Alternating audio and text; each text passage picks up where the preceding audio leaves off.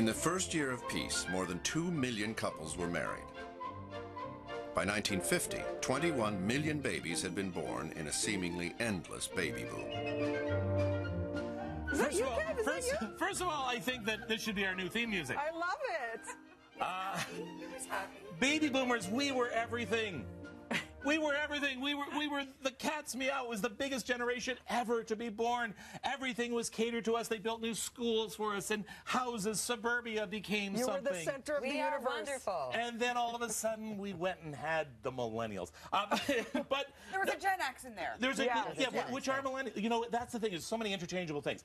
Let's talk about generations first of all. We have a board because there's a lot of confusion, and in fact, this is not official. This is not some government department that decides who the generations are.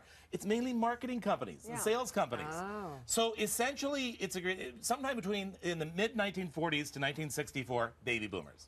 1965s to somewhere in the early 80s, Gen X, then the mid-80s to 2000, they sort of meld into each other, millennials. So in honor of the amazing one-hour show today on City Line, where you ladies are part of this panel in discussion with aging, women, Hollywood, just in life in general, we're so happy to have you here. We've got Mairlyn Smith, also known as a baby boomer, as we now know, and Teri Hart, who just celebrated her birthday, Gen Xer. I am, Happy belated. Officially. Thank you, 46.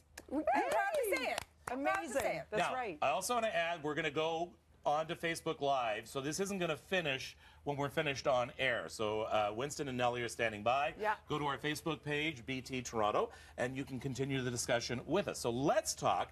Right now, a lot of corporations are saying, we spent so much time advertising to millennials. We want to revitalize our product. Who can we go after? And now, places like Geico, T-Mobile, they're looking at baby boomers and they're saying, wow, how did we forget about them?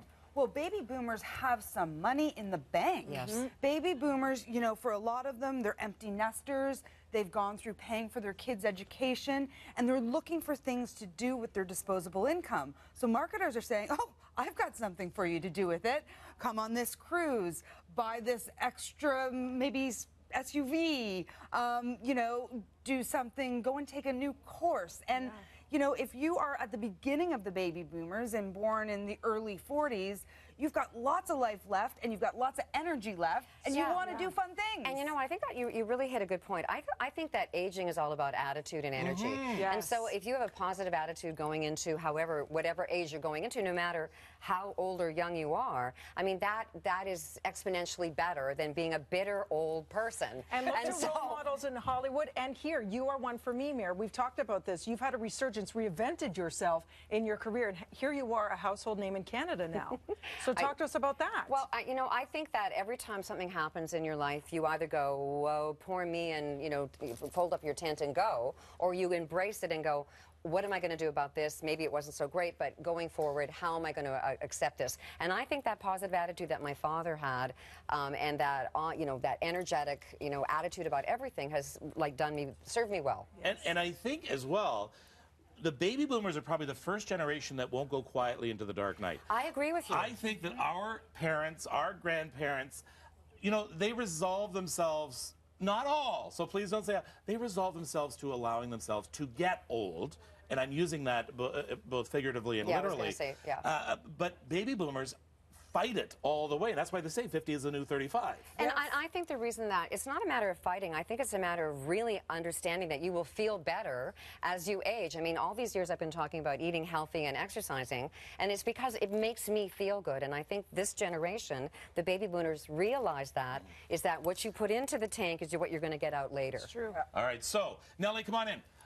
Nellie is going to head up our Facebook Live. She's going to shoot it for us. So BT Toronto, we're going to continue with this conversation. I'll take the microphone. Today's City Line show is dedicated completely on aging, and Teri and Mairlyn are part of that panel, having real conversations, everything from how we compare ourselves to images in Hollywood, menopause, how to feel sexy and relevant in a society that wants younger and younger. We're going to get into menopause. In just a moment. We're also going to talk about corporations. I'm going to show you this commercial coming up in a few minutes from T-Mobile showing what some people may think of boomers and what the reality is. So go to Facebook Live if you want to continue on this conversation right now for Breakfast Television. Let's go upstairs. Here's Mel.